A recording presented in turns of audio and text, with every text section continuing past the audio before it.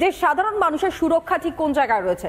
প্রত্যেকেই জানেন যে ট্রেন এমন একটা পরিষেবা বা রেল এমন একটা পরিষেবা যেই রেলের মধ্য থেকে বহু দূর দূরান্ত থেকে মানুষজন তারা অল্প খরচে বিভিন্ন জায়গায় পৌঁছে যেতে পারেন, নিজের গন্তব্যে পৌঁছে যেতে পারেন।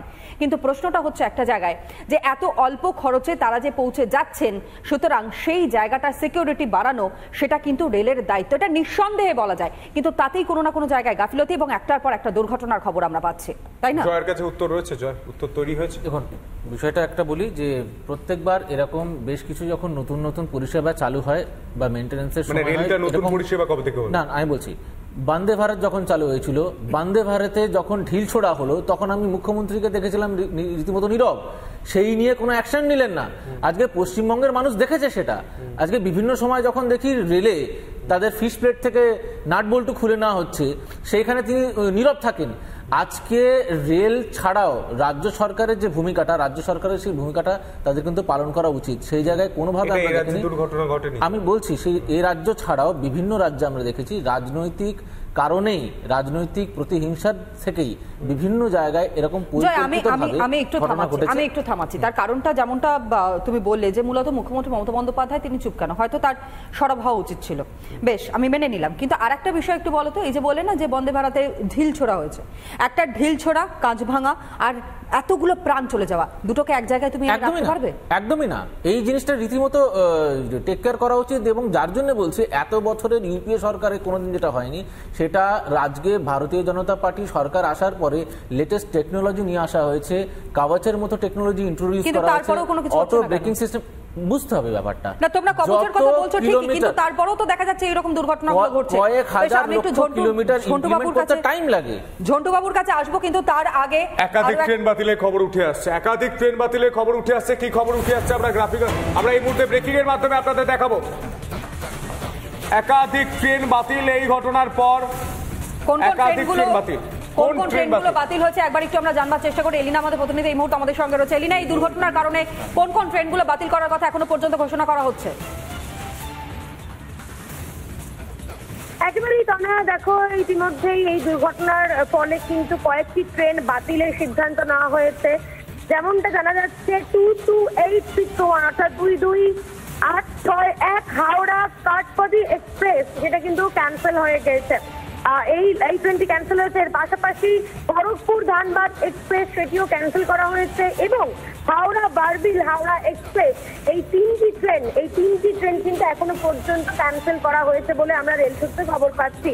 কারণ যে দুর্ঘটনা ঘটেছে, যেভাবে 18টি কামরা লাইনচ্যুত হয়ে গিয়েছে, সেক্ষেত্রে এই তিনটি ট্রেন যেমন ক্যান্সেল করা হয়েছে, এর পাশাপাশি কয়েকটি ট্রেনটি কিন্তু ডাইভার্সনে ঘুরিয়ে দেওয়া হচ্ছে, ডাইভার্টেড করে দেওয়া হচ্ছে, অর্থাৎ অন্য লাইনে নিয়ে গিয়ে কিন্তু অন্য রুট দিয়ে নিয়ে যাওয়ার চেষ্টা করা হচ্ছে।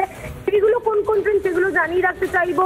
দুরন্ত এক্সপ্রেস রয়েছে, তার মধ্যে হাওড়া পুনে এক্সপ্রেস রয়েছে, এবং একই সঙ্গে তোমার জানা যাচ্ছে যেটা যে হাওড়া পুরী এক্সপ্রেস, বিভিন্ন ট্রেন কিন্তু কয়েকটি ডাইভার্ট করে দেওয়া হচ্ছে। কারণ যে জায়গা দিয়ে, অর্থাৎ মানে অন্য রাস্তা থেকে ঘুরিয়ে দেওয়া হচ্ছে, দুর্ঘটনা রুট পরিবর্তন করা হচ্ছে, কিন্তু ট্রেনগুলো রুট পরিবর্তন করে নিয়ে যাওয়া হবে গন্তব্যে।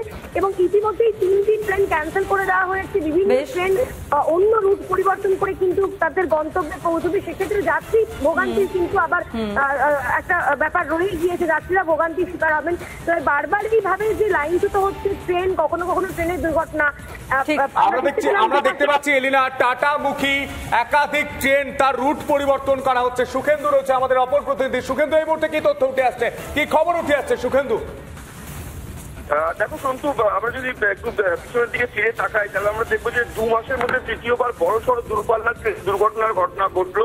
এবং যেটা এখন পর্যন্ত যেটা জানা যাচ্ছে যে হাওড়া থেকে মুম্বাইগামী সিএসএমটি যে মেল, সেটা চক্রধরপুরের কাছে গিয়ে বেলাইন হয়েছে। এবং সেটা জানা যাচ্ছে যে সূত্র মোতাবেক যেমনটা জানা যাচ্ছে যে একটি মালগাড়ি প্রথম থেকেই বেলাইন হয়ে পড়েছিল, এবং সেই লাইনে ফের এই যাত্রীবাহী দূরপাল্লার ট্রেনটি যায় এবং তার একটি কামরা পুরে ছিটকে আটকে পড়ে এবং বাকি কামরাগুলো বেলাইন হয়ে যায় এবং মোট 18টি কামরা এবং এই 18টি যে কম্পার্টমেন্ট রয়েছে তার মধ্যে ম্যাক্সিমাম হচ্ছে যে এসি কম্পার্টমেন্ট রয়েছে বলে জানা যাচ্ছে রেলের তরফ থেকে। এবং পাশাপাশি যেটা জানা যাচ্ছে যে রাজাখার সাভার এবং বরাপামপুর রেল স্টেশনের মাঝে এই দুর্ঘটনা ঘটে আজকে ভোর রাতে এবং এখনো পর্যন্ত যে কটি হেল্পলাইন নাম্বার, কারণ বহু মানুষের আহত হওয়ার আশঙ্কা থেকে যাচ্ছে, কারণ 18টা কম্পার্টমেন্ট এবং তার মধ্যে একটি কম্পার্টমেন্ট একেবারে দূরে ছিটকে যায়, বাকি কম্পার্টমেন্টগুলো যদিও কম বেশি রেল লাইন থেকে যেহেতু হেলে পড়েছে বা আশেপাশেই রয়েছে, লাইনচ্যুত হয়েছে, কিন্তু তবুও বহু মানুষের আশঙ্কা হয়। এখনো পর্যন্ত 6 জনের আশঙ্কা হওয়ার খবর থাকলেও কিন্তু বহু মানুষের আহত আশঙ্কা থেকে যাচ্ছে। বেশ সুখেন্দু, নজর রাখো প্রতিটা মুহূর্তের আপডেটগুলো আপনাদের সামনে আমরা তুলে ধরছি। ব্রেকিং যে খবরগুলো উঠে আসছে এবং তার পরিপ্রেক্ষিতে দাঁড়িয়ে ঘটনা ঠিক কি ঘটেছিল এবং বারংবার কেন এইরকম ভাবে দুর্ঘটনার সম্মুখীন হতে হচ্ছে, যারা রেলে যাত্রীরা রয়েছেন তাদের কেন রেলে সুরক্ষিতভাবে তাদেরকে নিজেদের গন্তব্যে পৌঁছে দিতে পারছে না, সেই প্রশ্নটা কিন্তু আমরা বারংবার তুলছিলাম শুনতো। আর এই নিয়ে আমরা আলোচনা করছিলাম যখন জয় দিচ্ছিল, জয় সম্পূর্ণ করুক, তারপর আমি তশরিফের কাছে আসার চেষ্টা করি। না, আমি যেটা বলছিলাম যে এই রাজনৈতিক কচকচানি বা কম্পারিজনে যেতে চাই না, কিন্তু তাও আপনাদের একটা তথ্য বলে রাখি, সেটা হচ্ছে মমতা বন্দ্যোপাধ্যায় রেলমন্ত্রী থাকাকালীন দুটো ট্রেনের মধ্যে সংঘর্ষ হয়েছিল 54খানা, যেটা আপনি সংখ্যা চাইছিলেন। ট্রেন লাইনচ্যুত হয়েছে 839 বার, 839 বার। মোট দুর্ঘটনা হচ্ছে 893 বার, আর দুর্ঘটনায় মৃত্যু হয়েছে 1451 জনের। মানে বর্তমান সরকারকে ছাপিয়ে গিয়েছে একদম। আমার বক্তব্য হচ্ছে শুধুমাত্র মমতা বন্দ্যোপাধ্যায় রেলমন্ত্রী থাকাকালীন এতগুলো দুর্ঘটনা, এতগুলো লাইনচ্যুতির ঘটনা, এতগুলো মৃত্যু। তশরিফ, আমরা জয়কে প্রশ্ন করেছিলাম যে আমি আমার পকেটের টাকা দিয়ে ট্রেনের টিকিট কাটবো, আমি ট্রেনে উঠবো, আমি আমার গন্তব্যে সুরক্ষিত পৌঁছতে পারবো কিনা, সেই গ্যারেন্টি কি ভারত সরকার দিচ্ছে? জয় যে উত্তর দিচ্ছে তুমি শুনতে পাচ্ছ। না, ভারত সরকার সেই গ্যারান্টি কোনোদিন দিতে পারবে না। কেন আজ পর্যন্ত ভারত সরকার একটা ফুল টাইম রেল মন্ত্রী দিতে পারলো না। আমাদের যে অশ্বিনী বৈষ্ণব যে রেল মন্ত্রী আছে, ও হচ্ছে ইনফরমেশন টেকনোলজি মিনিস্টার, ও হচ্ছে ইনফরমেশন এন্ড ব্রডকাস্টিং মিনিস্টার, আর ওকে অ্যাডিশনাল চার্জও দেওয়া হয়েছে। মহারাষ্ট্রতে ও ইনচার্জ আছে ইলেকশনের জন্য, রাজ্য ইলেকশন হবে মহারাষ্ট্রতে, বিজেপি কাকে পাঠিয়েছে, যে পার্ট টাইম রেলওয়ে মিনিস্টার আছে। তো যত পর্যন্ত তুমি না, ভারত এত বড় কান্ট্রি, এত টাকা এখান থেকে রোজগার হচ্ছে, তুমি একটা ফুল টাইম রেল মন্ত্রী দিতে পারছো না।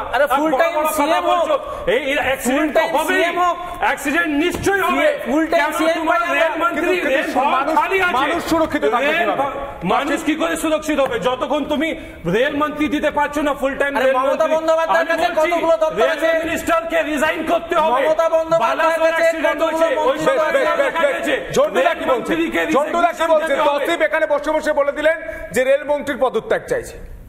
আমি বলছি, দেখো, রেলমন্ত্রীর পদত্যাগ বা কোন একটা ঘটনার পরে পদত্যাগ, এটা নিতান্তই রাজনীতির ইস্যু। আমার কথাটা হচ্ছে রেল দপ্তরটা 2014 পরে ঐতিহাসিক রেল বাজেট, ব্রিটিশদের সময় ভারতবর্ষ পৃথিবীর অন্যতম একদম গণমাধ্যম, গণপরিবহনে পৃথিবীর সবচেয়ে বড় এমপ্লয়মেন্ট হচ্ছে ভারতীয় রেল।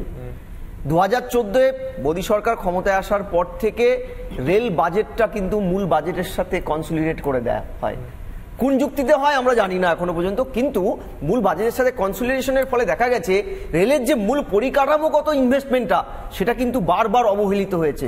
আমি তোমাকে কথা বলি যে মমতা ব্যানার্জি সময় একাধিক রেল দুর্ঘটনা হয়েছে, অস্বীকার জায়গা নেই, কিন্তু আমি 10-15 বছর পরে যদি বলি টেকনোলজি যেখানে 10-15 বছরে 10-15 গুণ আন্তর্জাতিক স্তরে বেড়ে গেছে, তখন যদি তখন যদি এই রেল দুর্ঘটনা রিপিটেশন হয়, মানে উন্নত প্রযুক্তি আসুক, উন্নত পরিষেবা আসুক, কিন্তু মানুষের সুরক্ষা এবং আরেকটা কথা আরো বেশি করে দেখার প্রয়োজনীয়তা রয়েছে, এমনটাই আমাদের আলোচনা থেকে উঠে আসলো। তবে এখন এই মুহূর্তে একটা ছোট্ট বিরতি নিতেই হচ্ছে আমাদেরকে, সুতরাং বিরতি নিয়ে আমরা ফিরে আসছি এক্ষুনি চটপট। অবশ্যই আপনাদের নজর থাকুক রিপাবলিক বাংলায়।